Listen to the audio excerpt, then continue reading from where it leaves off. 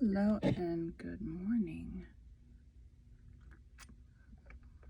That's a little bit hot. Okay. If you're ever wondering what gift to give your narrator friends, whatever you want to call them, tea. Lots and lots of tea for throat. I have been using a chamomile one, but that's kind of like the B team of the teas that you need. Okay, we are going to be doing Three Musketeers, chapter 16 today. Get my mic where it needs to be for today. That should be good.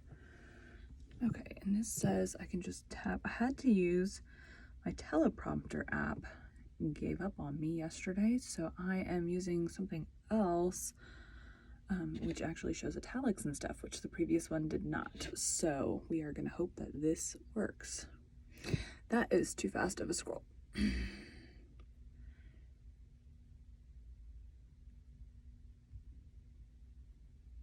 That should be good. Okay. Welcome to Bite at a Time Books, where we read you your favorite classics one bite at a time. My name is Bree Carlisle, and I love to read and wanted to share my passion with listeners like you. If you enjoy our show, be sure to follow us so you get all the new episodes. If you want to see exclusive behind the scenes of our show, join our Patreon. We would also love for you to drop us a rating on your favorite podcast platform and share our show with your friends. You can catch us on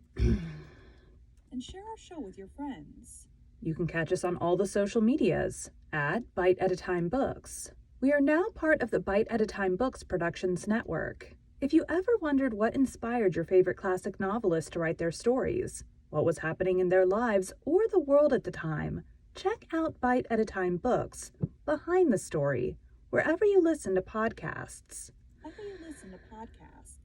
Today we will be continuing The Three Musketeers by Alexandre Dumas. That scroll is going to be slightly... Let's go down to 1.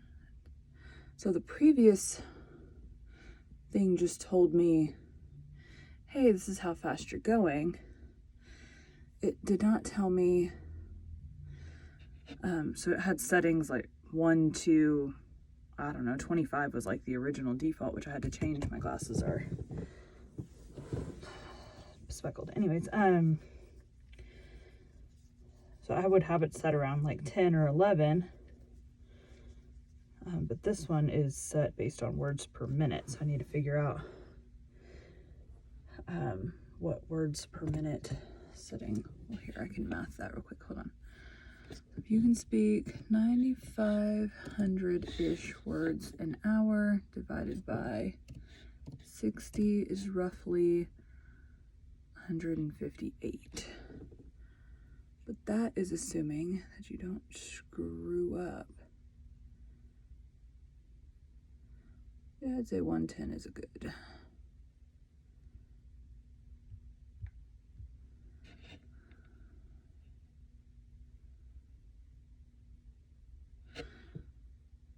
Okay, we're gonna go with that. Okay. Let's do this. Alexandre Dumas. 16. In which Monsieur Seguier, keeper of the seals, looks more than once for the bell. It is impossible to form an idea of the impression these few words made upon Louis XIII. He grew pale and red alternately, and the cardinal saw at once that he had recovered by a single blow all the ground he had lost. Buckingham in Paris? Cried he, and why does he come? To conspire, no doubt, with your enemies, the Huguenots and the Spaniards.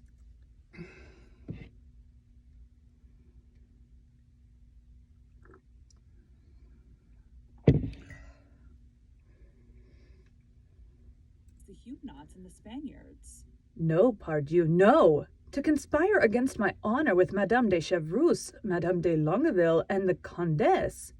Oh, sire, what an idea! The queen is too virtuous, and besides, loves your majesty too well.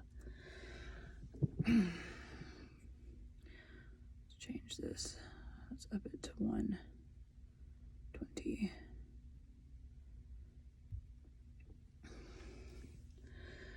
Loves your majesty too well. Woman is weak, Monsieur Cardinal, said the king, and as to loving me much, I have my own opinion as to that love. Own opinion as to that love. I not the less maintain, said the cardinal, that the Duke of Buckingham came to Paris for a project wholly political. For a project wholly political. And I am sure that he came for quite another purpose, Monsieur Cardinal, but if the queen be guilty, let her tremble. Guilty, let her tremble.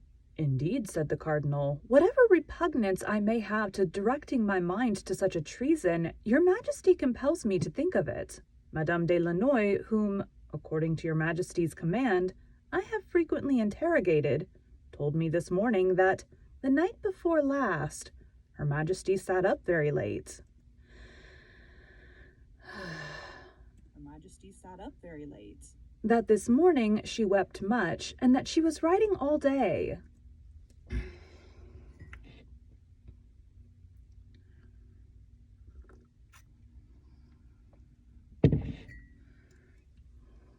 And that she was writing all day. That's it, cried the king. To him, no doubt, Cardinal, I must have the queen's papers. I must have the queen's papers. But how to take them, sire? It seems to me that it is neither your majesty nor myself who can charge himself with such a mission.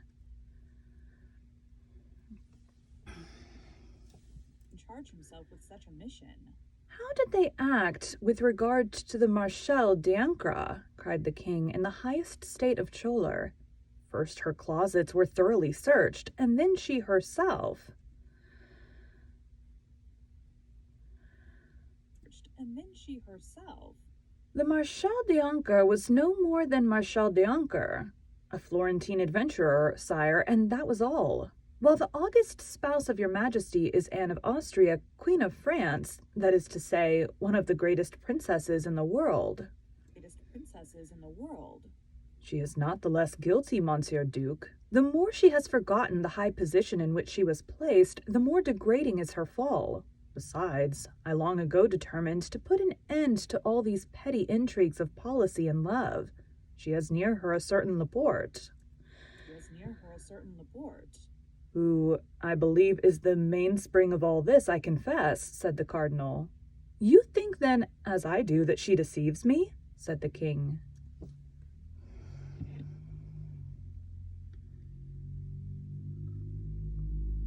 I feel like I could go another 10 words faster and it would still be okay, but... Deceives me? Said the king. I believe, and I repeat it to your majesty, that the queen conspires against the power of the king, but I have not said against his honor. I have not said against his honor. And I tell you against both. I tell you the queen does not love me. I tell you she loves another. I tell you she loves that infamous Buckingham. Why did you not have him arrested while in Paris? Have him arrested while in Paris.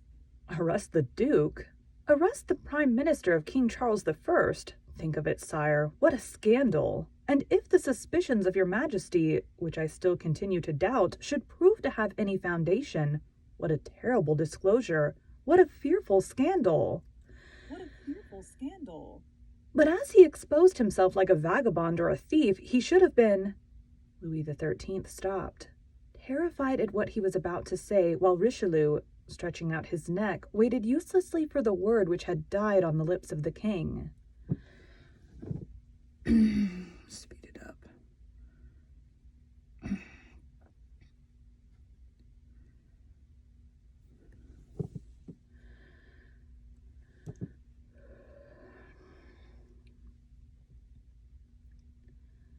Had died on the lips of the king. He should have been... Nothing, said the king, nothing, but all the time he was in Paris, you, of course, did not lose sight of him? No, sire. Where did he lodge? Rue de la Harpe, number 75. The Harp, number 75. Where is that? By the side of the Luxembourg. And you are certain that the queen and he did not see each other? This, I think, is what I had set out on the other one. It's like fast enough where I can talk with it, but slow enough that I can take drinks as needed. Queen and he did not see each other. I believe the queen to have too high a sense of her duty, sire. But they have corresponded. It is to him that the queen has been writing all the day, Monsieur Duke. I must have those letters. Sire, notwithstanding, Monsieur Duke, at whatever price it may be, I will have them. It may be I will have them. I would, however, beg your majesty to observe, do you then also join in betraying me, Monsieur Cardinal, by thus always opposing my will? Are you also in accord with Spain and England, with Madame de Chevreuse and the Queen? Madame de Chevreuse and the Queen? Sire, replied the cardinal, sighing, I believed myself secure from such a suspicion. Monsieur Cardinal, you have heard me. I will have those letters. I will have those letters. There is but one way. What is that? That would be to charge Monsieur de Seguier, the keeper of the seals, with this mission. The matter enters completely into the duties of the post. Completely into the duties of the post. Let him be sent for instantly. He is most likely at my hotel. I requested him to call, and when I came to the Louvre, I left orders if he came to desire him to wait. To desire him to wait. Let him be sent for instantly. Let me let it scroll up a little bit. Actually, let me get a drink.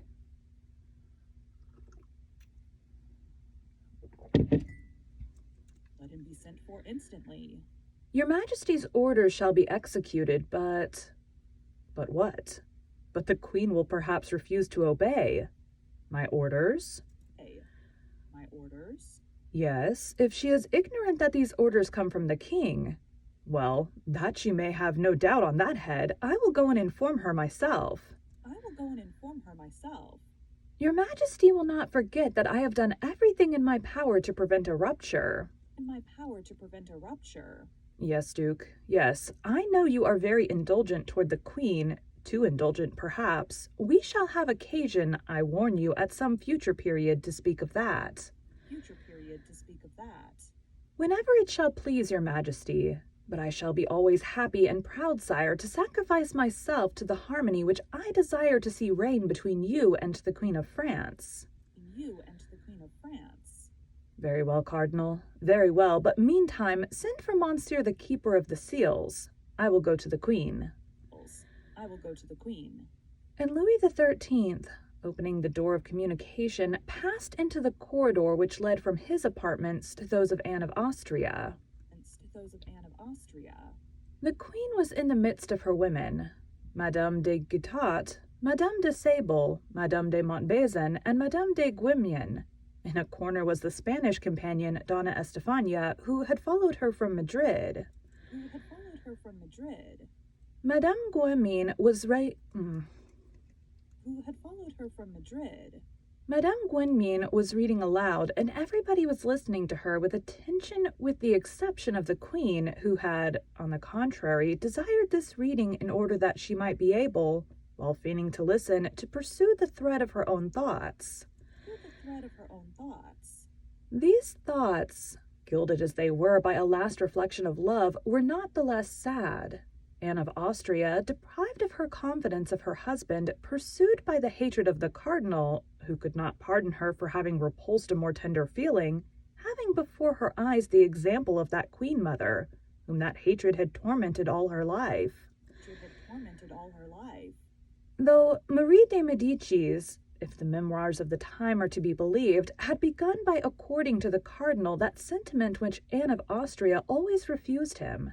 Anne of Austria had seen her most devoted servants fall around her, her most intimate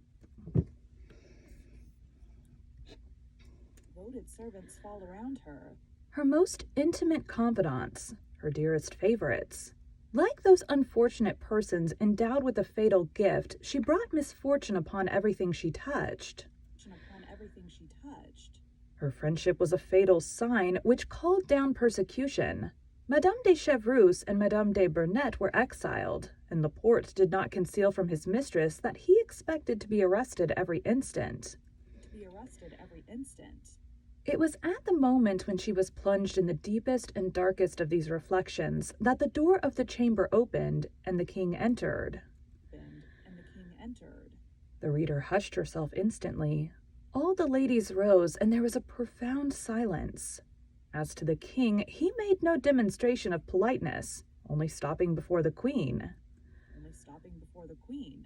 "Madame," said he, "you are about to receive a visit from the chancellor, who will communicate certain matters to you with which I have charged him."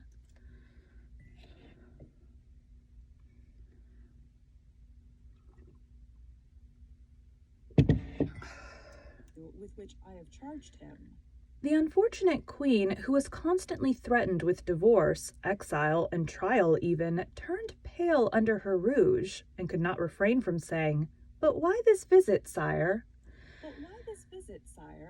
"What can the chancellor have to say to me that your majesty could not say yourself?" The king turned upon his heel without reply, and almost at the same instant the captain of the guards, Monsieur de Guitant, announced the visit of the chancellor. When the chancellor appeared, the king had already gone out by another door. The chancellor entered, half smiling, half blushing. As we shall probably meet with him again in the course of our history, it may be well for our readers to be made at once acquainted with him. The chancellor was a pleasant man. He was Des Roches le Missel, canon of Notre Dame, who had formerly been valet of a bishop, who introduced him to his eminence as a perfectly devout man. The cardinal trusted him, and therein found his advantage. There are many stories related of him, and among them this. After a wild youth, he had retired into a convent, there to expiate, or at least for some time, the follies of adolescence. On entering this holy place, the poor penitent was unable to shut the door so close as to prevent the passions he fled from entering with him. He was incessantly attacked by them, and the superior, to whom he had confided this misfortune, wishing as much as in him to lay to free him from them, had advised him, in order to conjure away the tempting demon, to have recourse to the bell-rope, and ring with all his might. At the denunciating sound, the monks would be rendered aware that the temptation was besieging a brother, and all the community would go to prayers. This advice appeared good to the future chancellor.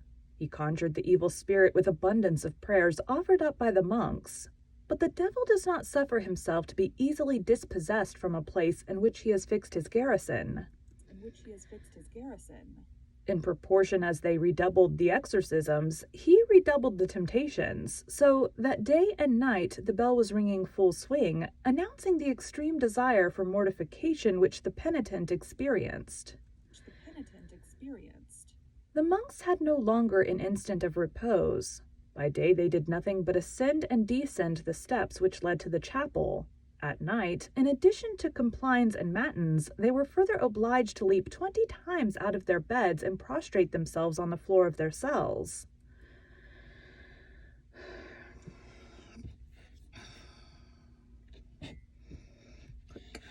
Click.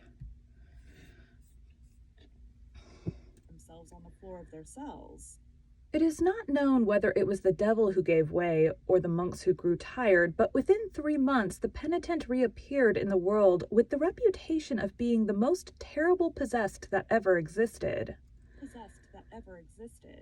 On leaving the convent, he entered into the magistracy. On leaving the convent, he entered into the magistracy, became president on the place of his uncle, embraced the cardinals.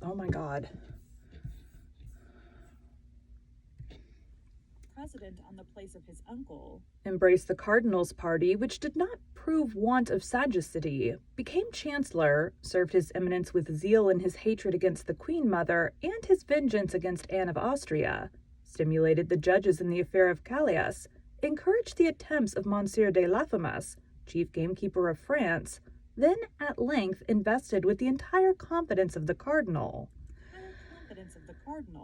A confidence which he had so well earned. He received the singular commission for the execution of which he presented himself in the Queen's apartments. The Queen was still standing when he entered, but scarcely had she perceived him than she reseated herself in her armchair and made a sign to her woman to resume their cushions and stools, and with an air of supreme hauteur said, "What do you desire, monsieur, and with what object do you present yourself here?" "To make, madame, in the name of the king, and without prejudice to the respect which I have the honor to owe to your majesty, a close examination into all your papers." "How, monsieur, an investigation of my papers? Mine? Truly, this is an indignity." "Be kind enough to pardon me, madame, but in this circumstance I am but the instrument which the king employs. Has not his majesty just left you? And has he not himself asked you to prepare for this visit?" "Search then, monsieur. I am a criminal as it appears. Estefania, give up the keys of my drawers and my desks." For form's sake, the chancellor paid a visit to the pieces of furniture named, but he well knew that it was not in a piece of furniture that the Queen would place the important letter she had written that day. When the chancellor had opened and shut 20 times the drawers of the secretaries, it became necessary, whatever hesitation he might experience, it became necessary, I say, to come to the conclusion of the affair, that is to say, to search the Queen herself. The chancellor advanced, therefore, toward Anne of Austria, and said with a very perplexed and embarrassed air, "And now it remains for me to make the principal examination."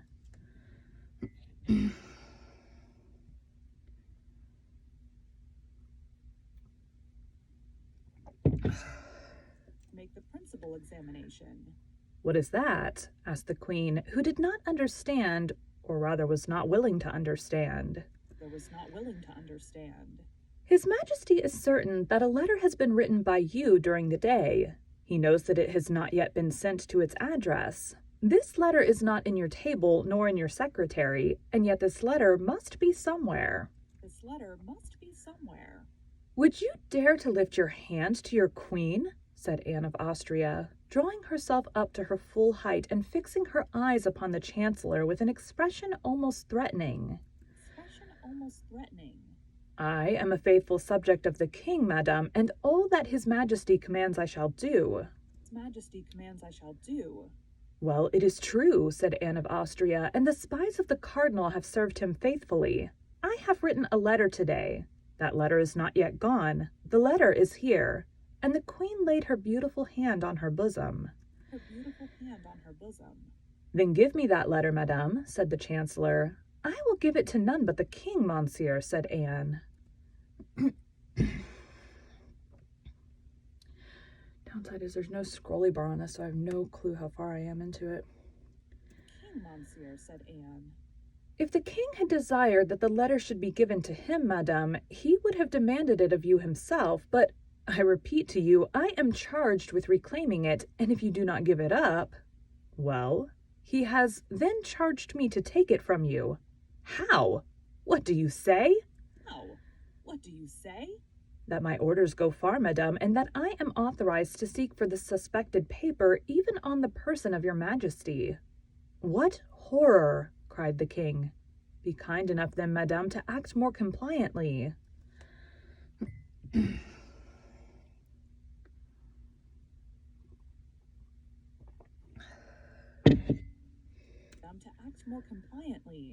"The conduct is infamously violent. Do you know that, monsieur?" "The king commands it, madame. Excuse me."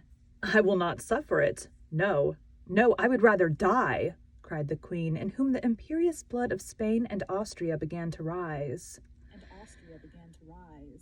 The chancellor made a profound reverence. Then, with the intention quite patent of not drawing back a foot from the accomplishment of the commission with which he was charged, and as the attendant of an executioner might have done in the chamber of torture, he approached Anne of Austria, from whose eyes at the same instant sprang tears of rage.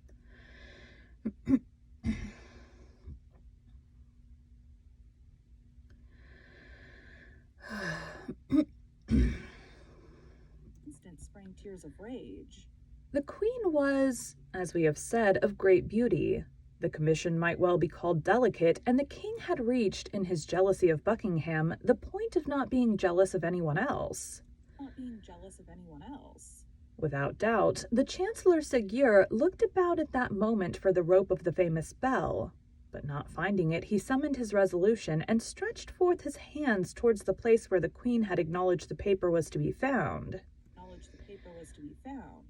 Anne of Austria took one step backward, became so pale that it might be said she was dying, and leaning with her left hand upon a table behind her to keep herself from falling, she with her right hand drew the paper from her bosom and held it out to the keeper of the seals.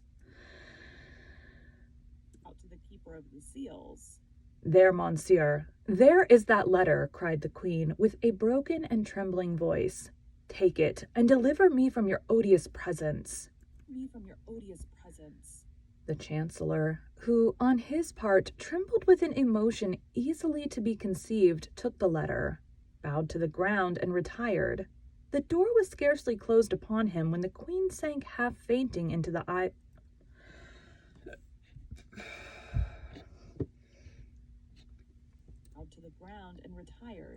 The door was scarcely closed upon him when the queen sank half fainting into the arms of her women. The Chancellor carried the letter to the king without having read a single word of it. The king took it with a trembling hand, looked for the address which was wanting, became very pale, opened it slowly, then seeing by the first words that it was addressed to the King of Spain, he read it rapidly. It was nothing but a plan of attack against the cardinal. The queen pressed her brother and the Emperor of Austria to appear to be wounded, as they really were, by the policy of Richelieu, the external object of which was the abasement of the House of Austria. To declare war against France, and as a condition of peace to insist upon the dismissal of the cardinal, but as to love, there was not a single word about it in all the letter. The king, quite delighted, inquired if the cardinal was still at the Louvre. He was told that His Eminence awaited the orders of His Majesty in the business cabinet. The king went straight to him. "There, Duke," said he, "you were right and I was wrong. The whole intrigue is political, and there is not the least question of love in this letter. But on the other hand, there is abundant question of you." The cardinal took the letter and read it with the greatest attention. Then, when he had arrived at the end of it, he read it a second time. "Well, your Majesty," said he, "you see how far my enemies go. They menace you with 2 wars if you do not dismiss me. In your place, in truth, sire, I should yield to such a powerful instance, and on my part, it would be a real happiness to withdraw from public affairs."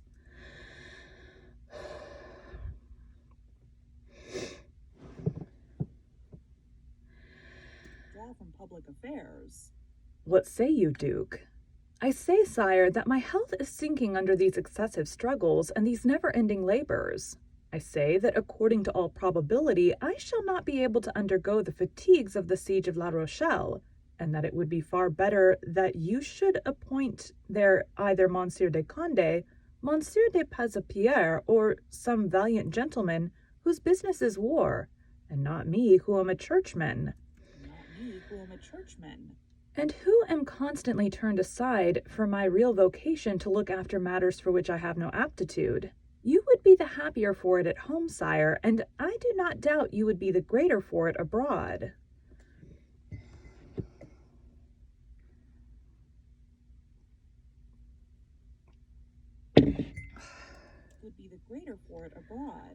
"Monsieur Duke," said the king, "I understand you. Be satisfied, all who are named in that letter shall be punished as they deserve, even the queen herself." "What do you say, sire? God forbid that the queen should suffer the least inconvenience or uneasiness on my account. She has always believed me, sire, to be her enemy, although your Majesty can bear witness that I have always taken her part warmly, even against you." "Oh, if she betrayed your Majesty on the side of your honor, it would be quite another thing, and I should be the first to say, no grace, sire, no grace for the guilty. Happily, there is nothing of the kind, and your majesty has just acquired a new proof of it. Just acquired a new proof of it. That is true, Monsieur Cardinal, said the king, and you were right, as you always are, but the queen, not the less, deserves all my anger. Deserves all my anger. It is you, sire, who have now incurred hers, and even if she were to be seriously offended, I could well understand it. Your majesty has treated her with a severity. It is thus I will always treat my enemies and yours, Duke, however high they may be placed, and whatever peril I may incur in acting severely toward them. The queen is my enemy, but is not yours, sire. On the contrary, she is a devoted, submissive, and irreproachable wife. Allow me then, sire, to intercede for her with your majesty. Let her humble herself then and come to me first. On the contrary, sire, set the example. You have committed the first wrong, since it was you who suspected the queen. What? I make the first advances? Said the king. Never. Sire, I entreat you to do so. Besides, in what manner can I make advances first? By doing a thing which you know will be agreeable to her. What is that?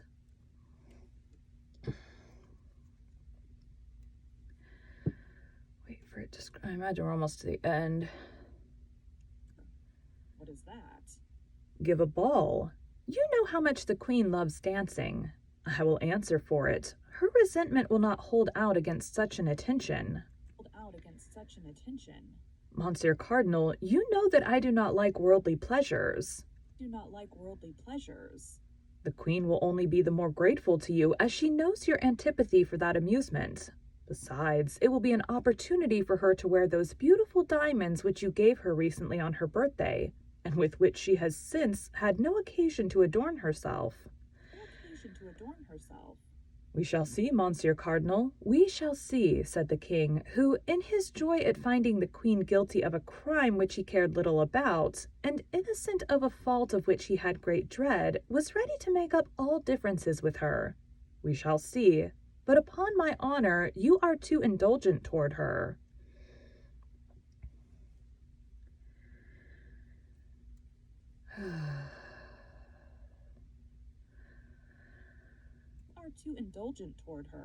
Sire, said the cardinal, leave severity to your ministers. Clemency is a royal virtue. Employ it, and you will find that you derive advantage therein.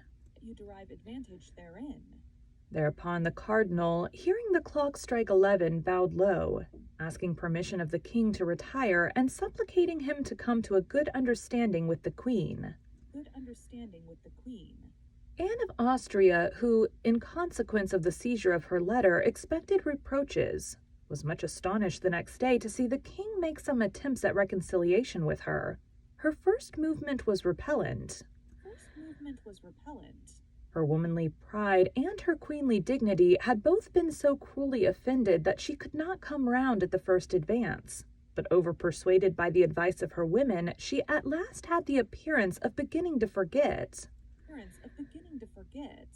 The king took advantage of this favorable moment to tell her that he had the intention of shortly giving a fete. A fete was so rare a thing for poor Anne of Austria that at this announcement, as the cardinal had predicted, the last trace of her resentment disappeared, if not from her heart, at least from her countenance. She asked upon what day this fete would take place, but the king replied that he must consult the cardinal upon that head. Ow. I'm biting my tooth. Indeed, every day the king asked the cardinal when this fete should take place, and every day the cardinal, under some pretext, deferred fixing it. 10 days passed away thus. On the 8th day after the scene we have described, the cardinal received a letter with the London stamp which only contained these lines. I have them, but I am unable to leave London for want of money. Send me 500 pistoles, and 4 or 5 days after I have received them, I shall be in Paris. I shall be in Paris. On the same day the cardinal received this letter, the king put his customary question to him. Richelieu counted on his fingers and said to himself, "She will arrive," she says, 4 or 5 days after having received the money. It will require 4 or 5 days for the transmission of the money, 4 or 5 days for her to return. That makes 10 days. Now, allowing for contrary winds, accidents, and a woman's weakness, there are 12 days. Well, Monsieur Duke, said the king, have you made your calculations? Yes, sire. Today is the 20th of September. The aldermen of the city give a fete on the 3rd of October. That will fall in wonderfully well. You will not appear to have gone out of your way to please the queen.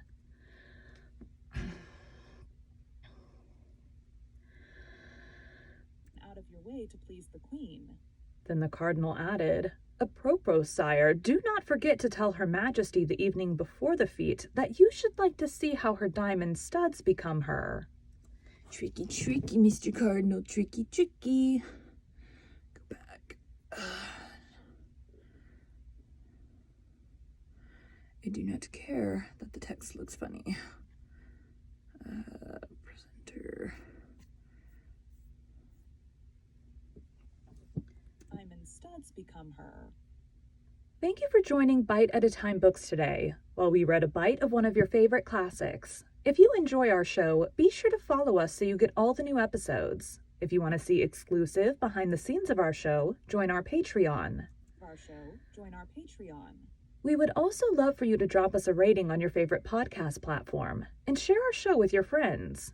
You can catch us on all the social medias at Bite at a Time Books. Also, be sure to check us on our website, www.biteatatimebooks.com. We are now part of the Bite at a Time Books Productions Network. If you ever wondered what inspired your favorite classic novelists to write their stories, what was happening in their lives or the world at the time, check out Bite at a Time Books, Behind the Story, Tuesdays wherever you listen to podcasts. Again, my name is Bree Carlisle, and I hope you come back tomorrow while we take the next bite of the Three Musketeers. I think I actually have enough time to get the next one done. Let me save that one. Thanks, guys.